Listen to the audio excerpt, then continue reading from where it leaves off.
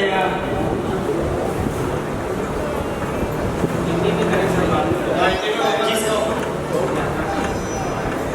सबको प्रणाम।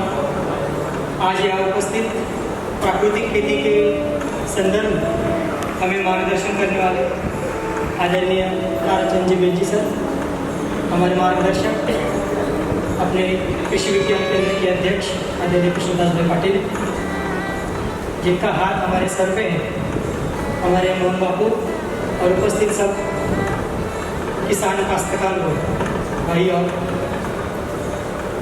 आज सब जन प्राकृतिक खेती की तरफ जा रहे हैं और इसमें अगर हम देखें तो पीसीबीटी का जो रोल है, जो उनकी भूमिका है, वो यहाँ उपस्थित सब लोगों की साक्ष्य से हमें पता चलता है।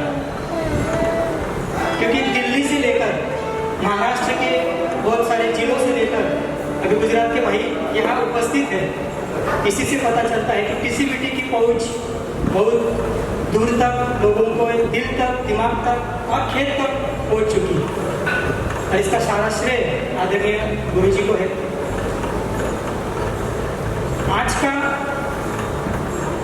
जो चलन है वो सब सेंद्रीय है, प्राकृतिक है, इस पे जब 1950 के टाइम पे जैसे अपने को आज़ादी मिली, अगर उस टाइम का अपन अपना जो फूड ग्रेन्स का प्रोडक्शन है वो देखते हैं तो 50 मेट्रिक टन उस टाइम पे था। आज 330 मेट्रिक टन तक हम पहुंच चुके हैं।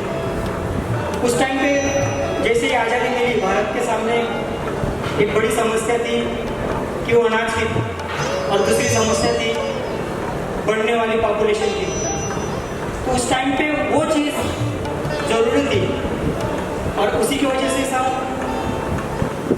केमिकल्स का, हाइब्रिड वैराइटीज़ का उस टाइम पे 60 के दशक में आए, हम लोगों ने अपनाया। लेकिन वो अपनाने के लिए जो लिमिटेशन थी वो हमने क्रॉस कर, और उसका ही कुछ डिसएडवांटेज अपन जिसे बोलते हैं, वो आज आने वाली पीढ़ी के लिए अच्छा नहीं है। अगर वो सब ठीक करना है अपने, तो आज ये प्राकृतिक खेती पंचमहाभूत जिसे हम बने, जाना भी वही है, आई भी वहाँ से, इसलिए खेलना भी उसी में, वही करेंगे तो जिएंगे। तो मैं ज़्यादा समय ना लेते हुए अपने जो ये प्रशिक्षण का कार्यक्रम 3 दिन 11 तारीख तक चलने वाला है, आप सबको हमारे प्रकाशा ग्रामस्थ की वजह तरफ से, हमारे कृषि महाविद्यालय की तरफ से, उपस्थित सब मेहमानों की तरफ से बहुत बहुत शुभेच्छा देता हूँ। और मैं जरूर ये मानता हूँ कि ये प्रशिक्षण बहुत अच्छे लेवल पर होगा, सक्सेस होगा, और जो आप यहाँ पे सीखेंगे आप अपने खेत में, अपने गांव में, अपने गली में ये चर्चा करेंगे तो अपनाने वालों की संख्या बढ़ेगी, ऐसा मैं सोचता हूँ। और मुझे आज यहाँ बुलाया, हमारा स्वागत किया, इसके लिए मैं आयोजक का धन्यवाद बोलता हूँ और रोकता हूँ। धन्यवाद।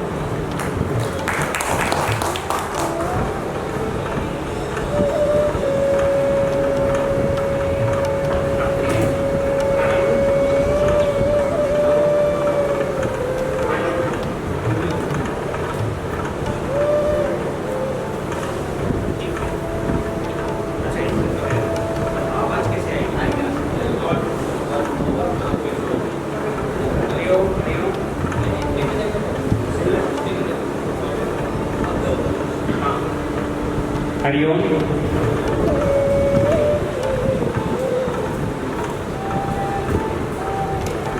उद्घाटन सत्र में उपस्थित माननीय पाटिल जी,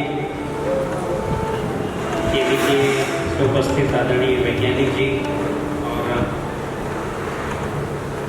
आप सब उपस्थित बंधुओं, बहुत अच्छा मौसम है और बड़ा आप सब लोग सुकून से, दिल से, प्रेम से आए हो।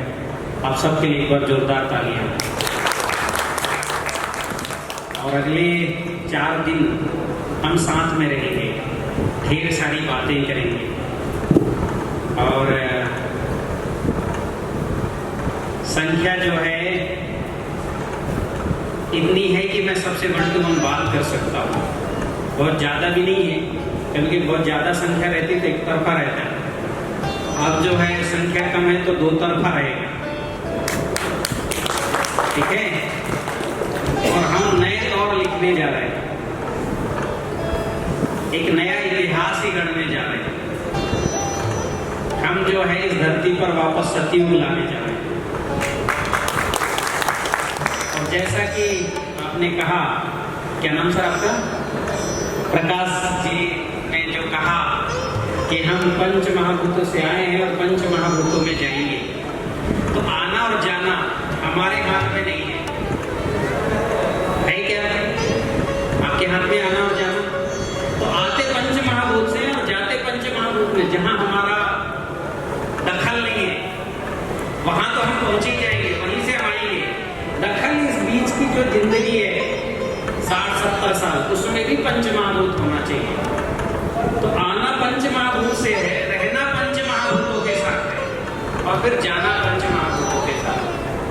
तो निश्चित आए तो पंच महाभूत में है, लेकिन अगर पंच महाभूतों के साथ ही रहोगे तो जाना पंच महाभूतों में नहीं होगा। आपके शरीर की हड्डियों में अगर पंच महाभूत नहीं होगा तो गंगा जी में स्थान नहीं मिलेगा। भूमि आपको स्थान नहीं देगी, गगन आपको स्थान नहीं देगी, वायु आपको स्थान नहीं देगी, और आपको भटकना पड़ेगा इसी धरती पर, इसी मृत्यु लोक पर। और किसी के आशीर्वाद से और किसी के अभिमंत्रित करने से मुक्ति नहीं मिलती, क्योंकि कर्म का फल सबको भोगना ही पड़ता है। कि भगवान कृष्ण ने कहा, मैं कुछ नहीं करता हूं किसी के लिए, आपने जो कर्म किए हो उसको आपको भोगना ही पड़ेगा। हाँ, वो ठीक से कर्म करो। आप मुझे चाहते हो, मेरी भक्ति करते हो, तो ठीक से कर्म करो। इसके लिए मैं किसी को भेजता रहूंगा कि ऐसे नहीं, इधर जाओ, इधर नहीं, ऐसे करो, ऐसे नहीं, ऐसे करो। और जब बहुत ज्यादा इस धरती पर गड़बड़ हो जाता है तब मैं खुद आता हूँ। यदा यदा ही धर्म से बोला ना, ग्लानिर्भवति भारत अभ्युत्थानमधर्मस्य तदात्मानं सृजाम्यहम्। जब नए तरीके से सृष्टि बनाने तब मैं आता हूँ, लेकिन बीच बीच में जो मुझे मानता है, जो मुझे बचता है, उसके लिए मैं बीच बीच में भेजते रहता हूँ, उसको मैसेज करते रहता हूँ, ऐसा नहीं, ऐसा करो, ऐसा नहीं, ऐसा करो।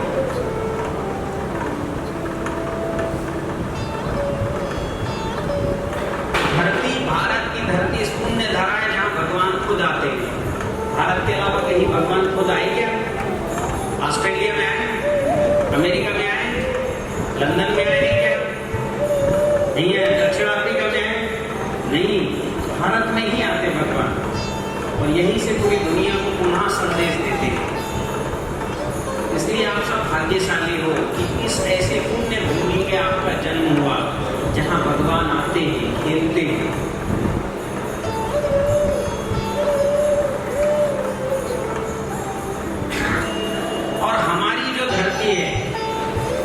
हमारी जो भूमि है ये पुण्य भूमि इसीलिए कहा गया।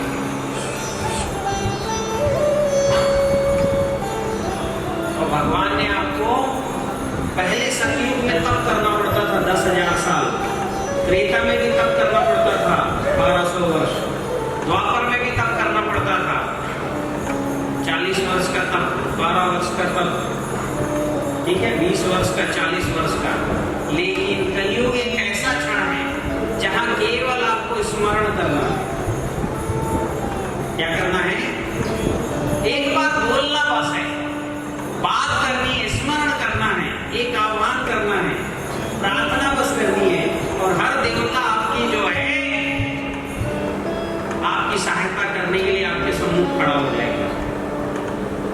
केवल स्मरण करने मात्र से, तब करने की जरूरत नहीं है।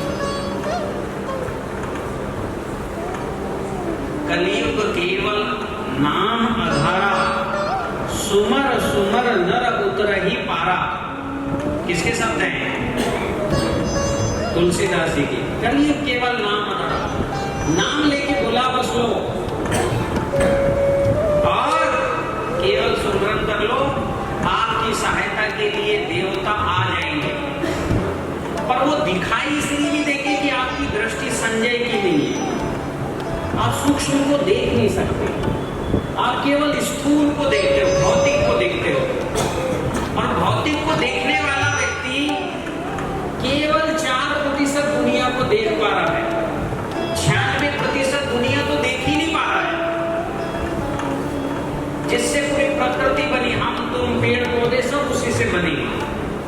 तो जिस 96% को आप देख नहीं पा रहे हो, वो केवल आपके स्मरण मात्र से उपस्थित हो जाएंगे। अगले 4 दिन में यहाँ कहीं आपको डेमो दिखाऊंगा, आज जिसको आह्वान करो वो यहाँ आ जाएंगे। माता गंगा को करो, धरती को करो, भूमि को करो, वायु को करो, अग्नि को करो, प्रजापिता ब्रह्मा को करो, जिसका भी आप स्मरण करेंगे केवल स्मरण मात्र से, स्मरण के आगे की टेक्नोलॉजी आह्वान, बोलने मात्र से ये सब देवता उपस्थित हो जाएंगे, बस दिखाई नहीं देंगे। जैसे बल्ब जल रहा है, ये दिखाई दे रहा है, पर इसके अंदर जो तार में बिजली प्रवाहित हो रही है वो दिखाई देती है क्या?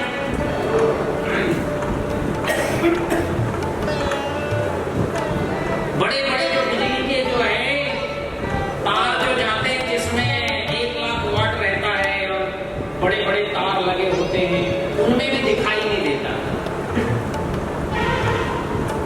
पर जब वो प्रकट हो जाता है तब आपको, जब वो भौतिक स्वरूप में आता है तब दिखाई देता है। तो ऐसे दिखाई नहीं देने वाली सृष्टि 96% है। कितनी है? 96। और चूंकि दिखाई नहीं दे रहा है, इसलिए आप उस पर भरोसा नहीं कर रहे हो।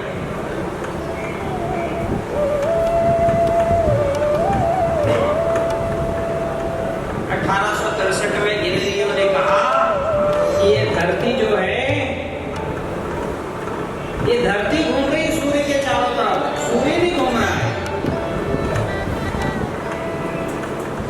जबकि सामान्यतः दिखाई क्या देता है? सुबह सूर्य इधर से उगता है, शाम को इधर डूबता है।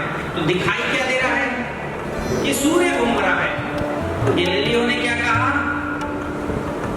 सूर्य नहीं घूम रहा है, कौन घूम रहा है? धरती। लोगों को बड़ा बुरा लगा, पागल है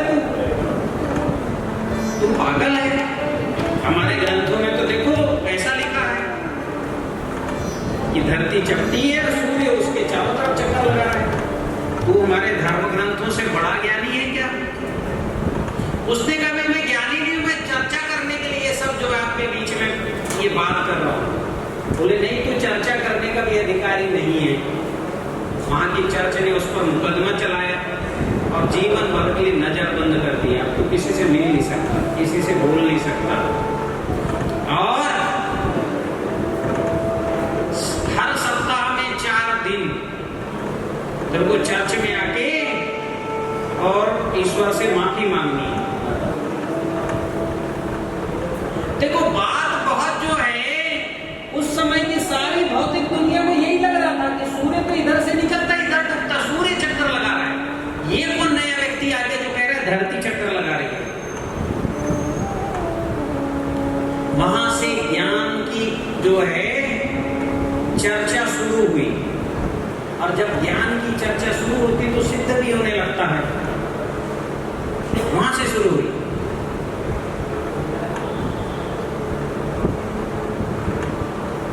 और आज बताओ, आज के 20 साल पहले कोई बोलता मैं हवा में बात करूंगा, लोग उसको पागल घोषित करते थे। और वो जबरदस्ती करता तो लोग उसको जेल में डाल देते। हवा में बात करूंगा, पागल हो गया क्या तू? हवा में बात करेगा? आज के 20 साल पहले कोई ऐसा बोलता कि मैं एक ऐसी विद्या जानता हूं कि मैं हवा में बात करूंगा आप सबसे, अमेरिका के आदमी से भी करूंगा बात, तो लोग उसको पागल कहते कि नहीं कहते? आज सब आप हवा में बात कर रहे हो, हाँ कि ना? हाँ। इस विज्ञान की खोज जगदीश चंद्र बसु ने 1910 में ही कर ली थी। हवा में बात करने की technology, mobile phone, electromagnetic waves, दुनिया को भरोसा नहीं हुआ। इसी बात को जो है मार्कोनी ने 1912 में सिद्ध कर दिया। सिद्ध तो जगदीश चंद्र बसु ने भी किया, पेटेंट नहीं करा पाए। 1912 में मार्कोनी ने इसको जो है रेडियो चलाया, इलेक्ट्रोमैग्नेटिक वेव्स, रेडियो का आविष्कार हुआ। उस समय रेडियो रखने का भी आपको आपके पूर्वजों को 25 पैसा टैक्स देना पड़ता था सरकार को। पता है आप लोगों को? नहीं पता। रेडियो लेने का लाइसेंस लेना पड़ता था और डाक विभाग में सालाना का 25 या 35 पैसे जमा करने पड़ते थे रेडियो का टैक्स।